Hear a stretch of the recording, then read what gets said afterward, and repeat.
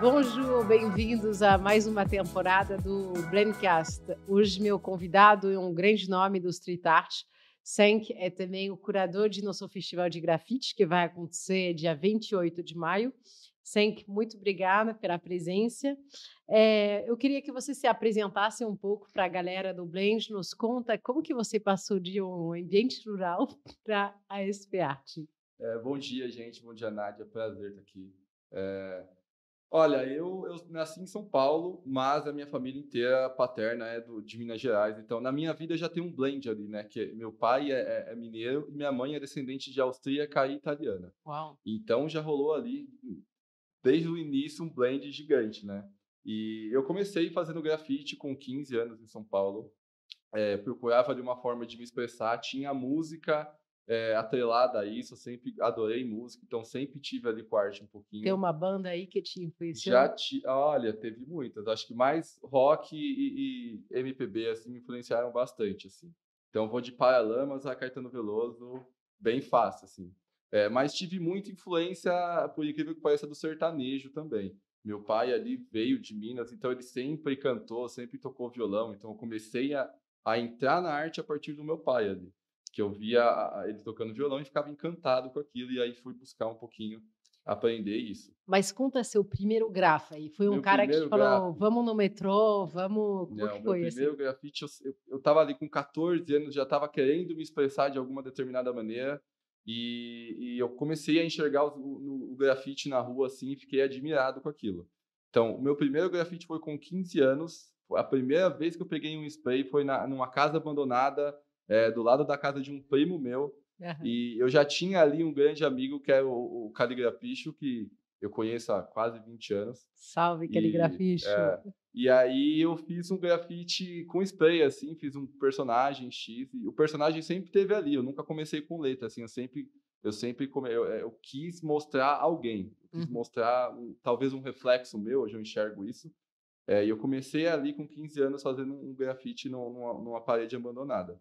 Anos depois, hoje caligrafista meu sócio, divido o ateliê, me disse que quando ele viu eu fazer aquele primeiro traço, ele já viu que eu tinha uma disposição para aquilo. Só me contou anos depois, né, então Boa, boa. foi assim que eu comecei. E dali eu comecei a fazer outros e outros e continuo até hoje. Você gostava dessa sensação de fazer algo proibido, de estar desafiando um pouco as regras, como que Gostava, porque eu sou filho único, então meus pais sempre me podaram um pouquinho ali, sempre tinham medo de que eu fizesse determinadas coisas. Então aquilo para mim é uma contraversão gigante, assim, eu adorava. É claro que quando você sai para a rua, assim, quando você abrange esse seu lugar, sai do seu bairro, vai para um lugar que você desconhece, você tem um pouquinho de medo, então a sensação amplia um pouco, ela é um pouco uhum, maior. uhum. Mas é gostosa até hoje, assim, acho que se você perdeu o medo de fazer, você não faz mais. Boa. E aí conta, como desde um primeiro grafite aos 15 anos até expor na SP Arte, como você conseguiu viver da sua arte? Talvez qual foi o ponto onde você conseguiu só fazer isso, né, porque não é fácil. Não, não é fácil. Como eu disse, eu sempre tive a música, então eu vivia de música. Eu cursei publicidade e propaganda na universidade e, paralela à universidade, eu vivia de música. Então, eu vivia na noite tocando em barzinho, em um monte de lugares diferentes. E aí a arte sempre foi um escape para mim, assim, a pintura sempre foi um escape. Eu ia para lá para me distrair, sei lá, estar com amigos e realmente jogar meu sentimento para uma pintura. E quando eu terminei minha faculdade, que eu me formei em 2014, eu larguei tudo, assim, eu não me via fazendo aquilo pro resto da minha vida Uhum. e fui tentar viver de arte, entre trancos e barrancos, e é muito difícil, assim. Eu comecei fazendo coisas mais públicas, assim, a partir de iniciativa pública com escolas da prefeitura e etcétera, e fui ali ganhando uma amplitude de entender como eu ia acessar o mercado de arte, né. Uhum. E aí eu comecei a pintar tela, em 2016 eu acho que comecei a pintar telas, assim. E em 2017 eu entrei na galeria que me representa até hoje, que é a Jacarepaguá. Eh, então foi um processo ali, até eu entender como é pintar uma tela, porque é completamente diferente, né. Você pintar uma tela que você tem que entender que é um produto, que ela vai para a casa de alguém, então ela tem que passar um determinado sentimento para aquela pessoa. é completamente diferente de você pintar na rua, que é algo que você simplesmente larga ali, deixa e vira, não é mais seu. Uhum. Eu acho que ambos não é mais seu, né? Mas com a tela você tem um entendimento completamente diferente, assim. Acho que o conceito tem que estar ali, tem que ter... É outro pensamento. E como que porque a gente a gente fala muito de arte como uma ferramenta de impacto social. Você não é uma pessoa que nasceu numa família que tinha acesso a esses contatos. A gente sabe que o mundo da arte é super elitizado. Eh, Quais dicas você daria para alguém que hoje está numa periferia, quer viver da arte e talvez nem tenha grana para comprar o material?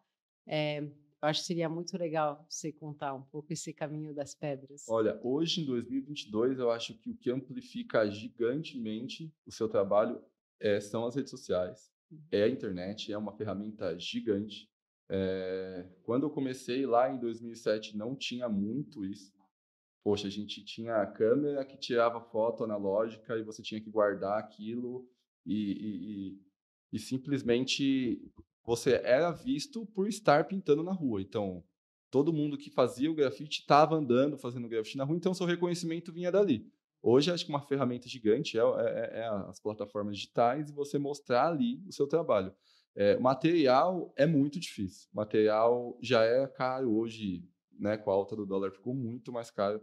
Mas eu acho que existem ali, o brasileiro sempre acha formas de conseguir fazer o que ele quer sem muita grana. E eu acho que a gente acha, assim, o grafite brasileiro ficou conhecido mundialmente pelo uso da tinta latex, né, que é essa tinta que se usa para pintar a casa mesmo, parede.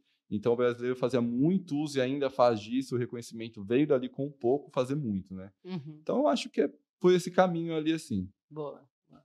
E me conta um pouco mais de você como artista. Eu queria saber, até as pessoas se perguntam, né, qual é o dia típico de um artista, né? Eu tive a oportunidade de visitar o estúdio de Sim, vocês, que sim. aliás eu recomendo para a galera, Ateliê Tríptico. Eh, Poxa, levanta às 11 da manhã. Como que é um pouco esse dia a dia e de onde você tira a sua inspiração, né? Cara, eu acho que inspiração, o meu trabalho é baseado na história paterna da minha família, né, que meu avô, lá mineiro, era garimpeiro, criador de gado, então eu achei ali uma coisa muito natural para minha fala, então eu não precisava ir muito longe para ter inspiração. Mas hoje, amplificando um pouco o trabalho, é basicamente pesquisa, assim. Eu acho que quando você quer falar de determinado assunto, você tem que realmente compreendê-lo, você tem que ter um conhecimento abrangente dele, e isso é pesquisa, né, isso é você realmente ler todos os dias, pesquisar todos os dias, e acho que a criação vem daí. Não é só inspiração, óbvio que algumas vezes vem um trabalho completamente pronto na sua cabeça e você simplesmente passa para a tela, Uhum. mas é basicamente pesquisa, assim, é uma ferramenta gigante. Porque sua arte é muito uma tensão entre esse mundo rural e a questão de periferia, assim. Qual Sim. qual é a qual é a mensagem, o que você quer provocar numa pessoa depois dela ficar na frente de uma tela sua? Ah, olha, tem diferentes provocações ali que eu coloco algumas séries diferentes, assim. Mas eu acho que sim, o trabalho tem que provocar alguma coisa, senão ele não faz sentido. É tanto bom quanto ruim, assim, ele tem que provocar alguma Te coisa. fazer sair da zona de conforto, né. É o que a Exatamente. gente Você tem que gosta de olhar fazer no aquilo, Blend também. você tem que olhar aquilo e aquilo tem que te tocar e você tem que entender alguma coisa com aquilo, assim. Uhum. Como eu trabalho com personagens, né, é algo figurativo, geralmente eu coloco muito implícito ali no trabalho alguma coisa que faça a pessoa pensar, assim, eu não dou nada muito mastigado. Esse ano a gente está num ambiente muito político, né, e em setembro eu faço uma exposição com caligrafite no Rio também, que a gente fala basicamente dessa política que nós temos no país, né. Uhum. Então eu não estou ali criticando lados, mas eu estou criticando a classe política. Uhum. Uhum. Então o meu trabalho é pautado assim, eu coloco uma crítica parcial ali, e aí deixo você interpretar e ir para o lado que você quiser, e não precisa ser necessariamente o lado que o artista pensa, você tem abrangência ali para ir para qualquer Uhum. lugar. Então o meu trabalho basicamente é isso, assim, é um blend ali de algo rural que vem lá de trás, dessa simplicidade, dessa coisa mais sertaneja, das pessoas serem mais simples, serem felizes com menos, e dessa miscigenação que a gente tem em São Paulo, maluca, e aí eu tento fazer um mix e um blend de tudo isso. Legal. Quando eu visitei o ateliê de vocês, eu fiquei impressionada, porque eu realmente me di conta do que era o poder do coletivo. São Sim, 3 artistas que vivem, criam juntos, cada um tem seu quarto e o último quarto são obras coletivas. sim. Eu queria que você me contasse um pouco mais sobre esse coletivo e como que é co-criar com outros artistas. Olha, é basicamente um casamento ali, né, que a gente tem Hum, que levar dia a dia, e acaba se tornando natural de você criar com outras pessoas, assim. Eu e o caligrafista, a gente se conhece há muitos anos, então é muito natural quando a gente faz coisas juntos, assim. E o trabalho dele instiga em mim uma coisa mais agressiva ali. Com o Sator já é diferente, assim, é uma coisa mais natural. Também é natural, né, mas é uma coisa que a gente tem que pensar um pouco mais, assim. É um uhum, trabalho um pouquinho diferente. uhum.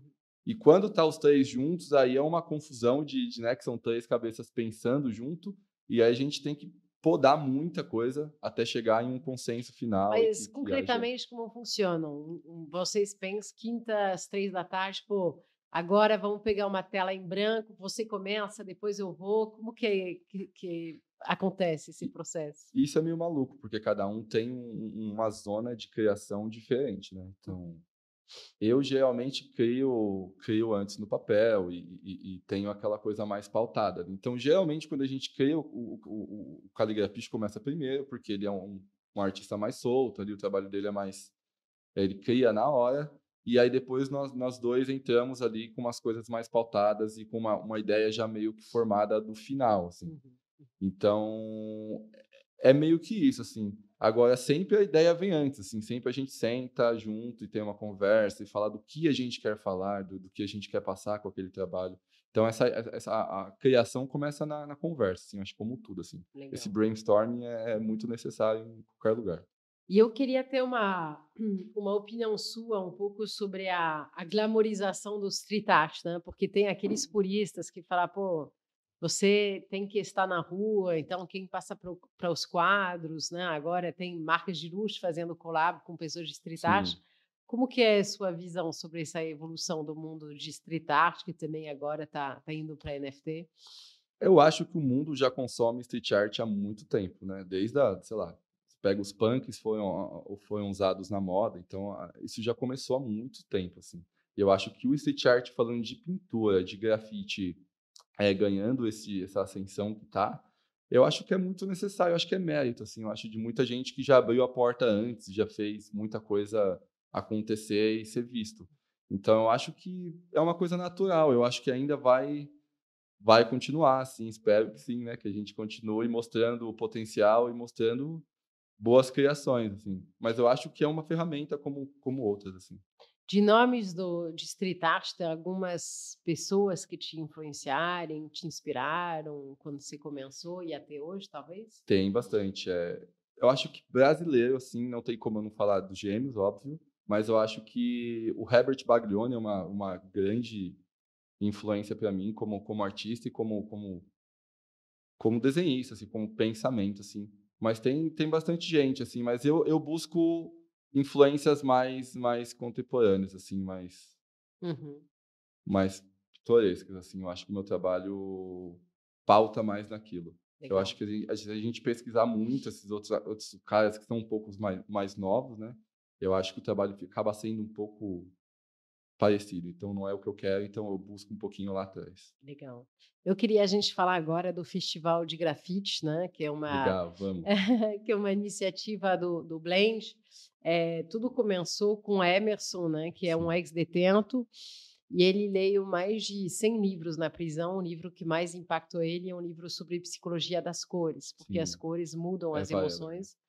Então, a primeira pergunta ligada a esse festival é primeiro, justamente sobre as cores. Eu queria saber como que é a sua relação com as cores, se você sempre usa a mesma paleta, se você vai variando de acordo a seu mood, assim, e se você acredita também que as cores podem mudar as emoções das pessoas. Acredito sim, esse livro é incrível, né, já o li também.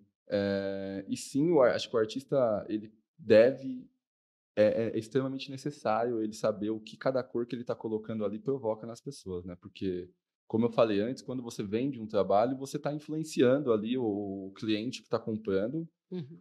em determinadas coisas. Ele vai passar por aquele trabalho todos os dias, ele vai olhar todos os dias. Então, é extremamente necessário. Eu, como vim do grafite, eu comecei usando muitas cores. Eu queria ali mostrar, ai, paleta de cor linda, sabe? Hoje eu Uhum. já reduzi muito. Hoje a minha paleta de cor é completamente opaca ali. Eu começo todas as cores a partir do cinza, Uhum. porque eu quero uma cor mais monótona, uma cor mais um tom mais pastel, mais baixo, que não influencia tanto aos Uhum. olhos. Uhum. E isso veio por um lance de mercado também, de você entender que coleções de colecionadores, determinadas coleções têm uma paleta mais baixa. Então, se Hum. você colocar um trabalho muito colorido ali, ele não encaixa naquela coleção. Então, tem um lance mais de mercado e tem realmente o lance de você entender que aquelas cores vai te trazer algum sentimento. E você coloca no seu trabalho exatamente o que você quer que nasça naquela pessoa. Boa. Então, nesse festival de grafite, queria que você contasse como que foi um pouco o processo. Você é um dos curadores, né, dos nomes que a gente está trazendo. Eh, eu queria que você contasse também esse insight que vocês tiveram da importância de envolver os nomes locais no grafite, Sim. né? É muito importante, porque como a gente estava falando antes da favela e tal, a gente acaba tendo uma influência indireta nessas pessoas, assim. Como que elas vão enxergar que elas podem sair da favela e ter esse crescimento pessoal e na carreira? Através de referências, né. Se você não tem uma referência próxima a você de determinado artista tendo sucesso e conquistando coisas na carreira, você acaba deixando aquilo mais longe de você, né. Então, a gente mostrar para essas pessoas que, sim, a arte é capaz de te tirar daquele lugar, é possível, outras pessoas já conseguiram, torna mais palpável aquele sonho. Eu Uhum. acho que você torna esse caminho mais direto para aquela pessoa, ele consegue enxergar realmente o caminho que ele tem que fazer para trilhar. E eu acho que isso é extremamente necessário. E o Emerson faz isso de uma forma muito legal, sabe. Ele mostra para as pessoas que, poxa, por mais que você possa ter começado por um lado ruim, esse caminho tem uma bifurcação ali que você pode pegar o caminho bom de novo, assim. E eu acho que é extremamente necessário a gente estar lá como artistas que já vivem de arte, mostrando para essas pessoas que estão começando lá que é possível. E eu acho que isso é extremamente necessário. E você falou também de algo que talvez as pessoas do street art não sabem tanto, que é um pouco como o surf, né? Cada um surfa as suas ondas, então tem muito esse lado também bairrista, vamos dizer. Sim, tem, mas eu acho que o grafite. Eu conheci muita gente através do grafite, muitas amizades através disso na rua, assim, de você estar pintando e você conhecer a pessoa ali, fazer um grafite junto e dali criar uma amizade gigante, assim. Eu tenho amigos hoje que eu pintei só uma vez com uma pessoa. E eu virei tão amigo que toda vez que a gente vai pintar, a gente não pinta. Uhum. A gente conversa tanto e bebe cerveja e conversa e o grafite acaba sendo só o ponto de encontro ali. O grafite nem é mais tão importante quando você está com esses determinados amigos, assim, acho que a amizade ali, um encontro é mais interessante que o produto final, que é uma pintura na Então parede. quer dizer que é 1 da manhã, fazendo um grafite, isso aqui é o sistema, aqui é um pouco esse bairrismo de quem está de que lugar, tem um pouco um blend que acontece entre essas pessoas, que se unem finalmente, apesar de onde vem, né, é essa ideia, né, de hackear um pouco, talvez, coisas que não aconteceriam tão facilmente numa vida normal. Sim, eu acho que o street art em geral proporciona isso para as pessoas, assim, eu acho que a pichação um pouco mais que o grafite, assim, acho que a pichação Conta aí para as pessoas que estão ouvindo a diferença entre pichação e grafite. olha, eu não quero entrar nesse assunto, até porque eu não tenho muito do que falar sobre Aham. pichação, porque eu nunca pichei Uhum. muito, né. Pô, meu sócio picha desde os anos 80, então ele poderia falar muito melhor, assim. Mas eu acho que nesse lance do bairro, assim, dessa amizade, a pichação tem ele é um pouco maior do que o grafite, assim. Eu Uhum. acho que a demarcação de Talvez só para espaço. explicar para as pessoas, pichação é mais o fato de você deixar letras, né, de deixar É um que o grafite veio inspirado do grafite nova-iorquino, né, então uhum. geralmente são aquelas letras mais arredondadas, é completamente diferente a criação, né. A pichação, ela é de São Paulo, só existe em São Paulo, ela veio de São Paulo. Então, essa letra mais reta, Uhum. só existe aqui. Boa. E eu acho muito visceral, assim, pô, a pichação é o cara saindo lá do extremo da cidade, indo lá no centro da cidade, escrevendo uma frase falando, olha, eu tô aqui, Uhum. sabe? Eu vim de lá e eu tô aqui. Então, eu Uhum. acho isso muito visceral e eu acho lindo. Uhum. Eu É não uma tenho o que maneira falar. de É existir, um né? manifesto Uhum. completamente Uhum. visceral. Uhum. E dentro desse universo de grafiteiros, tem uma certa hierarquia, tem alguns que andam mais tempo na rua, você qualquer um pode, se apropriar um muro e fazer a arte. Quais são essas regras que a gente não conhece, assim? Em São Paulo é um pouquinho diferente do resto do mundo, assim, tem alguns lugares, Nova York, Berlim, por exemplo, tem lugares que você pode apagar o que está lá e fazer em cima, e aquilo vai durar determinado tempo, aí vem outro e faz por cima novamente. Uhum, E em São Paulo tem um respeito que eu acho que vem ali um pouquinho da pichação também, de quem chegou primeiro. uhum, uhum, Então, poxa, se eu fui lá naquele determinado lugar e pintei meu trabalho lá, você não pode chegar lá e fazer por cima. uhum, uhum, Isso seria um desrespeito, assim, com uhum, quem já chegou primeiro. uhum, Então, eu acho que vem um pouquinho da pichação, isso, assim, desse respeito que a gente tem aqui por quem já foi lá antes de você.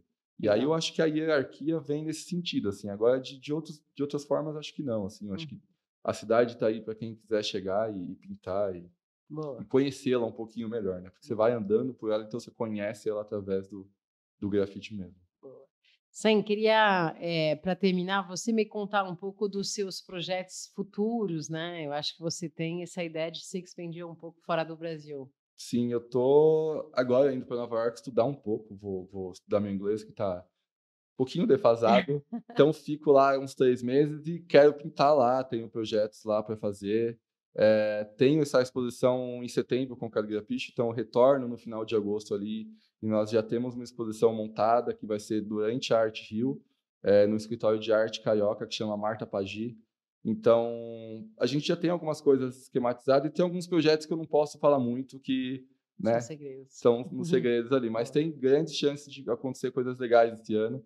Acho que eu lanço o NFT esse ano também. Eu tô com esse projeto já há um tempinho. Eu não quis fazer antes, assim, porque eu acho que é um mercado novo, mas eu acho que deve haver propósito naquilo. Eu Uhum, não quero colocar simplesmente uma imagem lá e falar, ó, essa é uma imagem do Senk, não.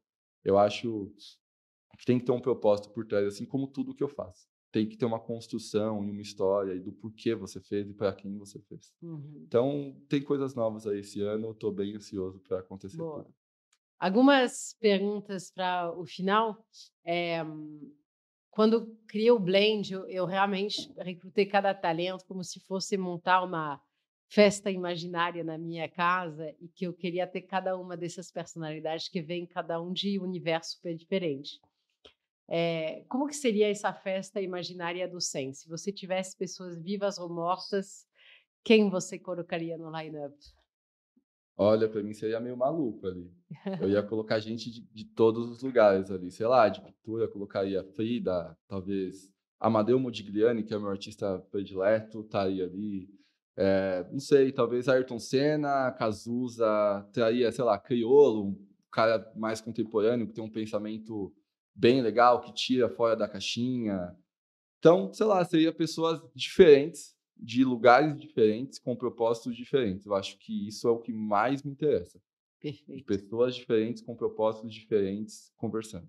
Eu acho que isso é o que eu mais me interessa. E falando um pouco do legado, assim, qual é o mundo que você quer deixar um pouco para essa próxima geração através da sua arte? Eu acho que um mundo mais crítico, eu acho que a gente está precisando criticar um pouquinho mais. Eu acho que a Uhum, sociedade está tão imersa no dia a dia, no que no que a sociedade te dá em troca de você tem que ser tão correto que ela não critica muito, sabe? uhum, Então, eu uhum, acho que um bom país, uma boa política, ela chega através da crítica, de você entender o porquê você está me impondo isso. uhum, Eu não quero isso. A sociedade tem que ter escolhas. Nossas crianças devem ter escolhas a serem feitas. uhum. E eu acho que nosso papel é mostrar para elas como fazer essas escolhas bem feitas e deixar esse legado. Um legado um pouco mais de paz, um pouco que a gente tenha mais coisas para serem oferecidas para essas pessoas que estão chegando.